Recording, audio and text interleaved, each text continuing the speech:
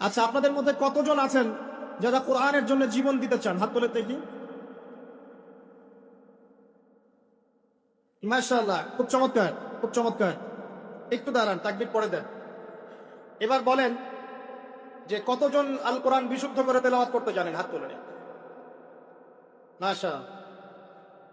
তাহলে জীবন দানকারী সংখ্যা কমে গেছে, আলহামদুলিল্লাহ।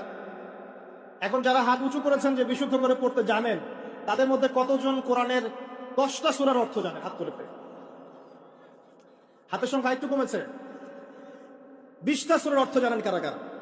হাত একটু কমে গেছে না? এবার যদি বলি পুরা কোরআনের অর্থ কারা জানেন? এবার মাশাআল্লাহ, একটা হাতও নাই। সমস্যা এটাই। আমি বারবার আমাদের সমস্যা নিয়ে কথা বলতে চাই। আমাদের সমস্যা, অন্যের সমস্যা না, আমাদের উম্মার সমস্যা।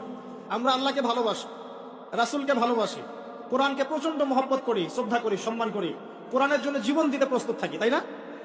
কিন্তু দুর্ভাগ্যজনক হচ্ছে ওই কিতাব আমরা পড়তে জানি না, ওই কিতাবের অর্থ আমরা বুঝি না। আল কোরআনুল কারীম হিফজ করেছেন কতজন? হাত তোলেন দেখে, এখানে কতজন আছেন হাফেজে কোরআন? মাশাআল্লাহ। দেখবেন কোরআনের প্রতি আবেগ মানুষের প্রচুর, কিন্তু কোরআন বিশুদ্ধ করে তেলাওয়াত করার ব্যাপারে, অর্থ বোঝার ব্যাপারে, কোরআনের ভাষাটা শেখার ব্যাপারে আমরা উদাসীন। একটা কমন সেন্স, আপনি নামাজ পড়ছেন, নামাজের মধ্যে কোরআন তেলাওয়াত করছেন তো? এখন যে সূরাগুলোর অর্থ আপনি জানেন, সেগুলো তেলাওয়াত করার সময় আপনার মনোযোগটা বাড়ে না কমে? বাড়ে না কমে? আর যেগুলো আপনি অর্থ জানেন না, সেগুলোর সময় কি আপনি নামাজে মনোযোগ পান? সত্যি কথা বলেন। এই যে রুকুর তাসবিহ পড়েন, সিজদার তাসবিহ পড়েন, তাশাহুদ পড়েন, দরুদ পড়েন, দোয়া মাসুরা পড়েন, প্রথমে সানা পড়েন, পরে সূরা ফাতিহা পড়েন, আরেকটা সূরা মিলিয়ে পড়েন। এই যে পুরোটা সময় আরবি দিয়ে কথা বলেন আল্লাহর সাথে, আরবি দিয়ে মোনাজাত করেন, চুপি চুপি কথা বলেন, এই সময়টুকুর মধ্যে আপনি পূর্ণাঙ্গ সময় কি মনোযোগ ধরে রাখতে পারেন? বা এই পুরো বিষয়গুলোর অর্থ কি আপনি জানেন? যদি আপনি অর্থ জানতেন, তাহলে নামাজে মনোযোগ বাড়তো না কমতো?